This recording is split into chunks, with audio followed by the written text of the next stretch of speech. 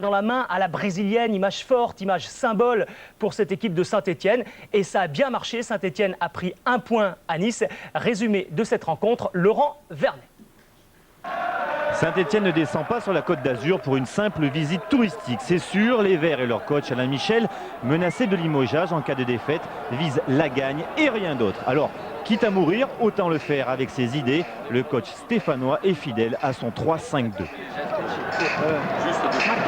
Et sur la première véritable incursion des Forésiens en terre niçoise, Ndour lance El Gouik, parti à la limite du hors-jeu.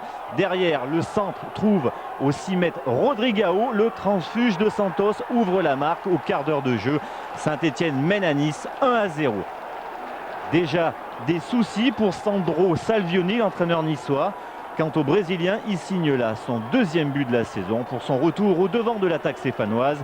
Il était blessé depuis 4 matchs. Surpris malgré une bonne entame de rencontre, les Niçois se doivent de répondre, mais jusqu'à la mi-temps, ils ne le font que par éclair, comme ici, le slalom d'Ayeli stoppé de façon régulière selon l'arbitre, Monsieur Garibia. Ou par simulation, toujours par le même Ayeli, décidément très coquin, une action symbolique d'un manque criard de solutions côté niçois, ce qui intérieurement doit ravir l'entraîneur stéphanois à la mi-temps.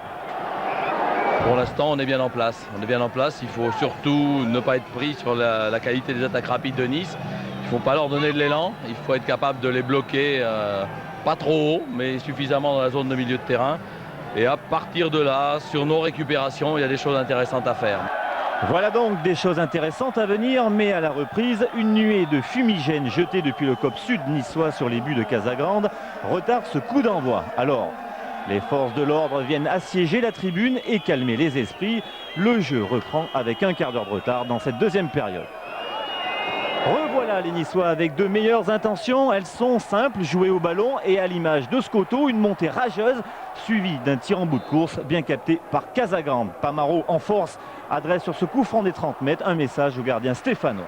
Visiblement, Nice a de l'idée, mais Saint-Etienne bien en place résiste et s'accroche à ce qui pourrait être une première victoire à l'extérieur depuis Mathusalem. Il nous faut attendre la 77e minute et ce ballon contrôlé par Pitot. L'ancien cristolien décoche une belle frappe tendue. Casagrande repousse. Ayeli dans un angle fermé donne le coup de patte providentiel. Un but partout. Le tout jeune et prometteur attaquant niçois inscrit son 2e but en championnat pour sa 5e titularisation. Casagrande bien malchanceux sur ce coup, lui qui a failli faire un match parfait, ici trahi par une mauvaise anticipation. Le rêve se brise, Saint-Etienne ne prendra pas les 3 points de la victoire, mais pour Patrick Guilloux, toujours blessé, il y a de l'espoir. Sur le niveau de l'engagement et de la mentalité, je pense qu'on fait un bon match et c'est un bon résultat. Après, c'est les aléas du match qu'on fait, on se retrouve à 1 partout.